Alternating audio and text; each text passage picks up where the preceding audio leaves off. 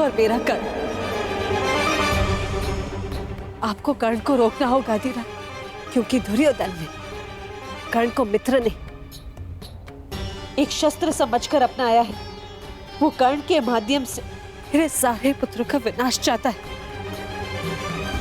यदि आप कर्ण से अंग के राज्य का तिरस्कार करा सके तो मैं उसे आपका पुत्र स्वीकार कर लूंगी। भूलिए तीरथ, क्या आप ऐसा कर पाएंगे? प्रयास करूंगा देवी।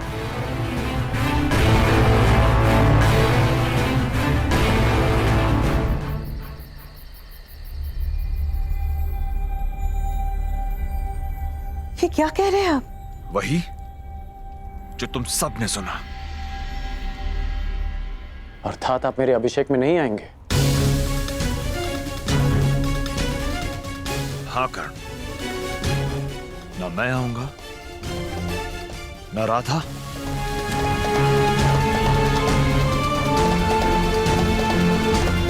न ताऊ।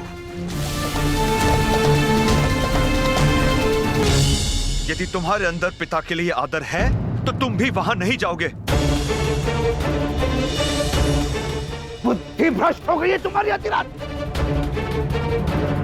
जिसका राज्य अभिषेक होने वाला है उसी से तुम कह रहे हो कि अपने अभिषेक में उपस्थित न हो। हाँ, क्योंकि यही उचित होगा भ्राताश्री। देखने वाले को कमल पुष्प सदा पानी के ऊपर दिखता है, परंतु गहराई में जाकर देखे तो सत्य का पता चलता है कि उसकी नाल कीचड़ से बंधी है। जो मुकुट कल कर्ण को पहनाया जाएगा उसके साथ एक अदृश्य बेड़ी है जो तुम्हें कुमार दुर्योधन के साथ सदा के लिए बांध देगा। तुम्हारी दृष्टि में केवल सर्वश्रेष्ठ बनने का स्वप्न है ना कर्ण, इसीलिए देख नहीं पा रहे हो कि कुमार दुर्योधन तुम्हें अपना मित्र नहीं अपना दास बना रहे। तुम्हें अपने गले का हार नहीं माना, वो तुम्हें अपना शस्त्र बनाकर अर्जुन की गांठ करना चाहते हैं। तुम शिक्षा के लिए घर छोड़ के जब गए थे तुम्हारा एक ही स्वप्न था, एक ही लक्ष्य था, संसार का सर्वश्रेष्ठ धनुधर बनने का। भूल गए वो स्वप्न? स्मरण है पिताजी, और यह भी स्मरण है कि इस सर्वश्रेष्ठ धनुर्धर के बाणों का लक्ष्य क्या था। लक्ष्य था परंपराओं और वर्ण का वो बंधन तोड़ना जिन्होंने हम सूतों को बांध रखा।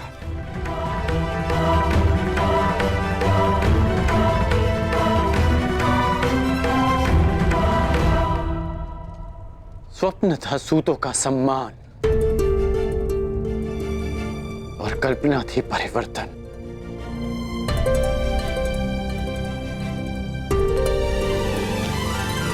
हो सकता है कि कुमार दुर्योधन की मित्रता के पीछे एक प्रयोजन हो सकता है कि वो मुझे एक शस्त्र समझकर प्रयोग करें, परंतु जो परिवर्तन मेरा लक्ष्य है उसकी झलक कल मैंने कुमार दुर्योधन के व्यवहार में देखी, पांडवों के नहीं। पहली बार एक सूत को एक राजकुमार से द्वंद्व का अधिकार मिला। पहली बार एक सूत को सूत पुत्र नहीं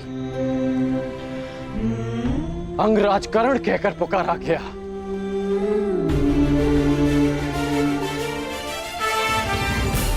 ये परिवर्तन का प्रारंभ नहीं है तो क्या है पिताजी?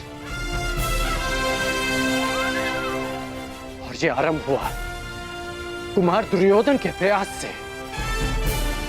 कीचड़ में उगने वाली नाल के कमल जो ईश्वर के चरणों में चढ़ाए जाते हैं, यही तो परिवर्तन है पिताश्री। मुझे मुकुट मिले ना मिले, परंतु मैं कुमार दुर्योधन के बंधन में सदा रहूंगा। ये बेड़ी है मित्रता की, ये बेड़ी है उस ऋण की जिसे मैं जीवन भर चुका नहीं पाऊंगा। तो अब मित्रता का बंधन परिवार के बंधन से अधिक बलशाली हो गया है।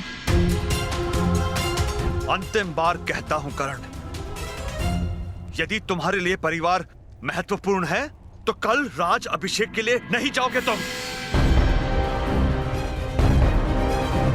विकल्प तुम्हारे समक्ष है, परिवार या राज्य। ये क्या कह रहे हैं आप? पुत्र यदि उन्नति करे तो पिता उसकी पीठ थपथपाता है, उसके लक्ष्य के बीच नहीं आता।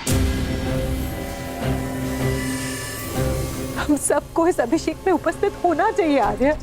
मैं जो बोल रहा हूं तुम्हारे पुत्र के भले के लिए बोल रहा हूं राधा।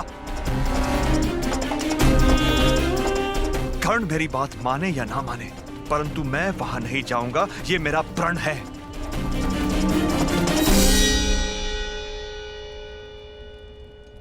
और तुम वहां नहीं जाओगी, ये मेरा आदेश है।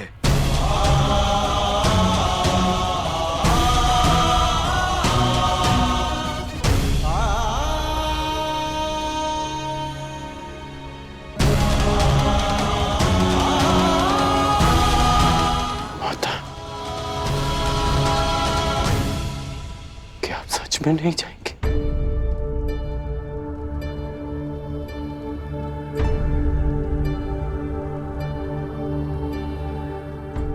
राधा ने अपना विकल्प चुन लिया है कर्ण।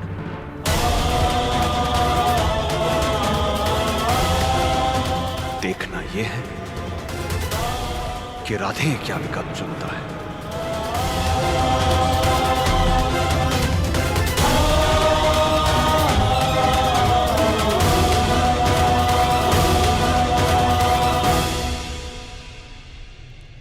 अपनी माता के चरणों में रहने के लिए ये राधे देश तो क्या, संसार के समस्त राज्यों का बलिदान कर सकता है, परंतु उसी माता को मैंने न्याय और परिवर्तन लाने का वचन दिया है।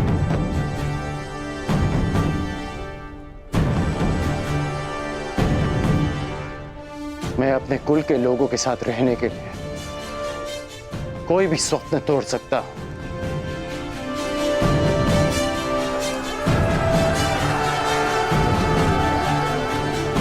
पर उन्हीं की आंखों से वो स्वप्न नहीं छीन सकता जो मैंने ही उन्हें दिखाए।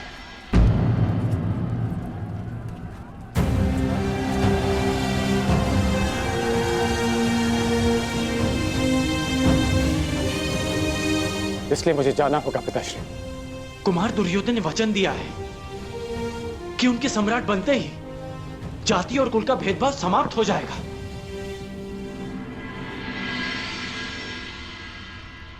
इसलिए मैंने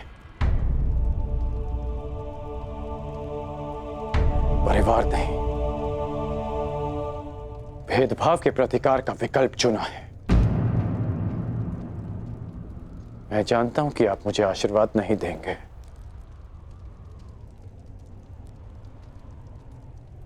परंतु हो सके तो मेरी इस विवशता को क्षमा कर दीजिएगा।